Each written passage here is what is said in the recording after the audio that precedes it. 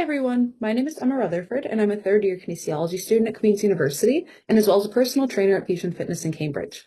I've had the pleasure of getting to observe Dr. Justine in practice and she asked me to make this video for you kind of explaining the mechanics of deadlift and how to best strengthen and protect your spine while you're doing it.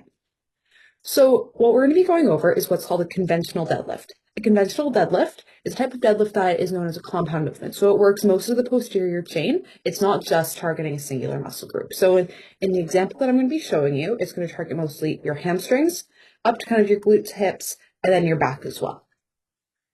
All right, so I'm going to share my screen and then we'll get right into it. Screen share.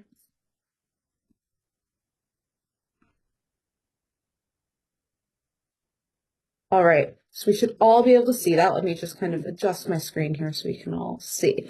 So before getting into any sort of lift, movement, whatever exercise workout you're doing, you also want to start with warm up. So before I get into deadlifts, or before I start the video here, what I usually do is I'll jump rope for about 5-10 minutes while incorporating some dynamic stretches, kind of range of motion. So for a back workout or before deadlifting, some common things I'll do is I'll skip rope and then as well add in some arm circles, hip openers, a couple push-ups, really slow, controlled, getting those motions really ingrained in the muscles ready to work. So not just going through the motions, but taking the opportunity, which you're going to see here, to make sure the muscles, that mind-muscle connection, really thinking about the activation that you're using. So right here, the barbell that I'm using is 45-pound barbell, and I'm just going to warm up with an RDL. An RDL is known as a Romanian deadlift, or is like RDL is the short form, sorry. And that is primarily a hamstring focused one, but it's a great exercise to work into a conventional deadlift. So I'm going to press play and we're going to see. So picking up the bar, step back. This is a great time to make sure you set your feet. You want your feet, like inside of your shoulders, so not wider than your shoulders. Your grip should just be a neutral grip for an RDL with your hands hanging with your shoulders. So nothing special right here. So this is a hip hinge motion. So you'll see the bar path is staying nice and close to my legs, right against my shins, and back up. And the big thing here is making sure I'm pushing my butt back. So it's not necessarily a bending over, but it's a hinging motion at the hips, keeping that straight line from my head all the way to my glutes.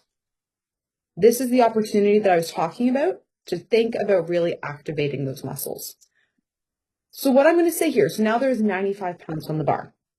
If you are not quite there yet with doing a full conventional deadlift, a Romanian deadlift is a great place to start to get the pattern and motion down where you're not quite going all the way down to the floor and back up. So it's a slightly decreased range of motion until you can work your way up to a heavier weight using the full 45-pound plates, which would be 135 pounds on the bar. So we're going to press play here, still going over the RDL form. Same neutral grip and keeping that straight line. The one thing that I'm going to draw attention to here is that even though, so the wall in front of me, you can't see it, there is mirrors on it. Don't look in the mirrors because as soon as you look up, it's going to bring your neck into a curved position and bringing more pressure to kind of the cervical spine area. And back up. There's a couple more reps.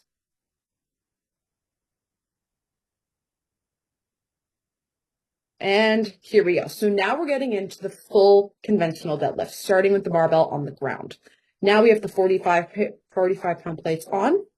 So the big things here with the conventional deadlift, your feet are closer than your shoulder width. So you can see my 2 feet here are pretty close together. When you set the bar up, you want to envision the barbell lined right over like your shoelace area. So the shoelace area. And here, let's see.